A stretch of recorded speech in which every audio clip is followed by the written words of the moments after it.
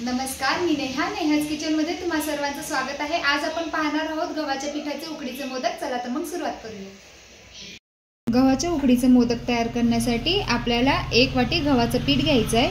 आपल्या आवडीनुसार आपल्याला ड्रायफ्रुट्स घ्यायचे आहेत. विलायची घ्यायची आहे, खसखस घ्यायची 1 चमचा, आपण बारीक केलेला खोबऱ्याचं कीस घेतलेलं आहे आणि 1 वाटी आपल्याला गूळ घ्यायचा आहे. सर्वात पहिले कढईमध्ये आपल्याला 1 चमचा साजूक तूप घ्यायचं आहे.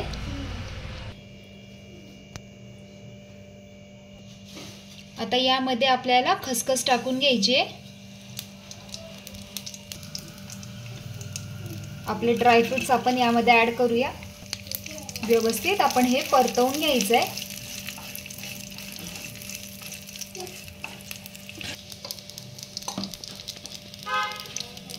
आपले ड्रायफ्रुट्स व्यवस्थित परतले गेलेले. आता आपण यामध्ये आपल्या खोबऱ्याचं कीस टाकून घेऊया. एकसारखं खोबरं आपण हलवून घ्यायचंय.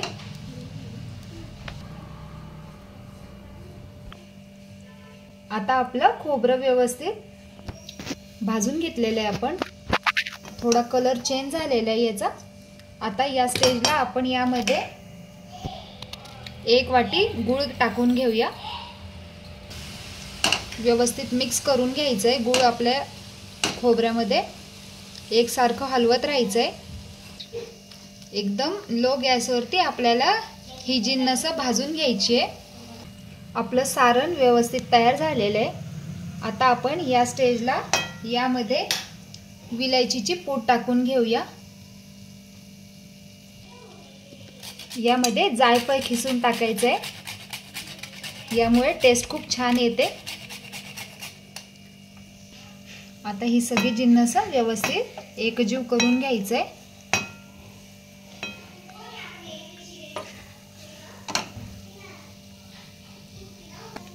सारण आपलं तयार झालेलं आहे. आता आपण हे थंड करून घेऊ. आता आपण यासाठी लागणारं पीठ तयार करून घेऊ. 1 वाटी आपण यामध्ये गव्हाचं पीठ घेतलेलं आहे. चवीनुसार मीठ घ्यायचंय. अर्धा चमचा यामध्ये साजूक तूप टाकून घ्यायचंय. व्यवस्थित ही सगळी जिन्नस मिक्स करून घ्यायची आहे.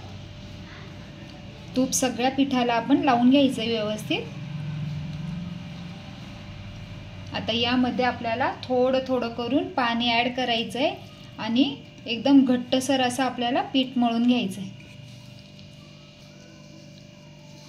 पुऱ्यांना मळतो त्या पद्धतीने आपल्याला पीठ मळून घ्यायचंय. आता आपल्याला हे दाटसर असं आपण पीठ मळून घेतलेलं आहे. आता यामध्ये आपल्याला थोडंसं तूप टाकून घेऊया.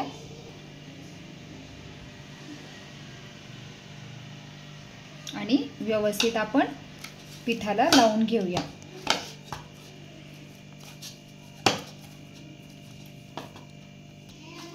आता आपण 10 मिनिटासाठी हे रेस्ट करायला ठेवून देऊ. 10 मिनिटं झालेली आहे. आता आपण मोदक तयार करायला घेऊ.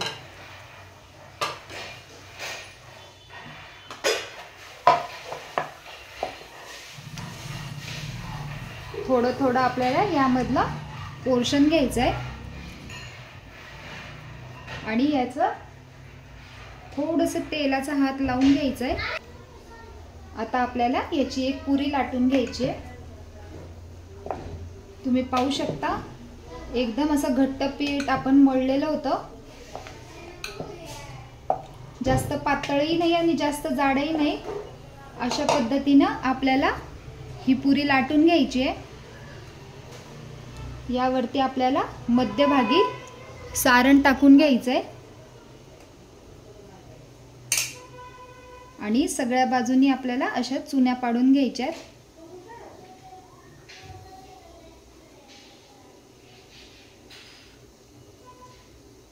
अजिबात वेळ लागत नाही. एकदम झटपट होतात हे मोदक.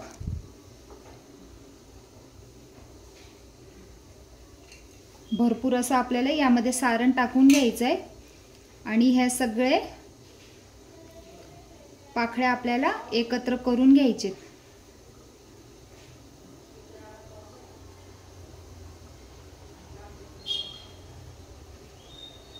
आणि असं मोदक तयार करून घ्यायचं आहे. तुम्ही पाहू शकता एकदम छान अशा आपल्या मोदकला पाकळ्या आलेल्या आहेत। अशाच पद्धतीने आपण सगळे मोदक तयार करून घेऊ। पुन्हा मी दाखवते। आपल्याला एक असा पेढा घ्यायचा आहे, त्याला सगळ्या बाजूनी आपल्याला व्यवस्थित लाटून घ्यायचं आहे। एकसारखं आपल्याला ही पारी लाटून घ्यायची आहे।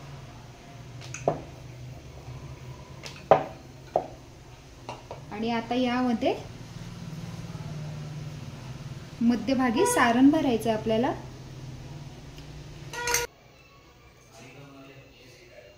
याचे सगळे कॉर्नर्स आपल्याला याच्या पाकळ्या तयार करायच्या आहेत।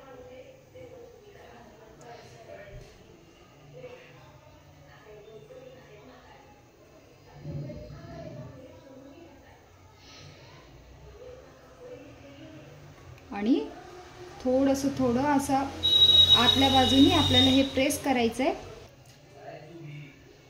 अशा पद्धतीने आपल्याला मोदक तयार करून घ्यायचे। आपले सगळे मोदक तयार आहेत। आता आपण याला उकडायसाठी ठेवून देऊ।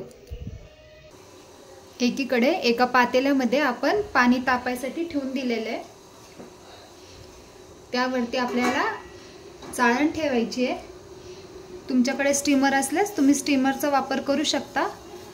याला आपण तेल लावून घ्यायचं आहे, जेणेकरून आपले मोदक याला चिटकणार नाही।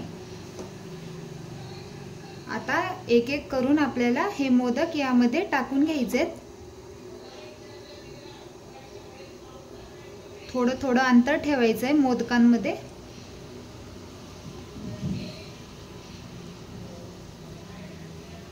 अशा पद्धतीने आपण मोदक टाकून घ्यायचे।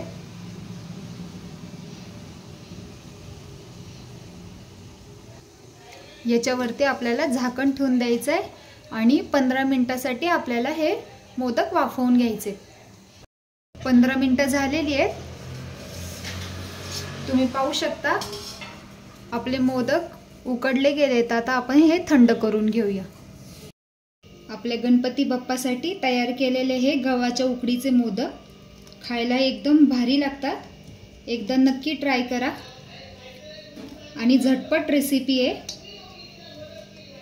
एकही आपला मोदक फुटलेला नाही, एकसारखे सगळे मोदक व्यवस्थित उकडले गेले।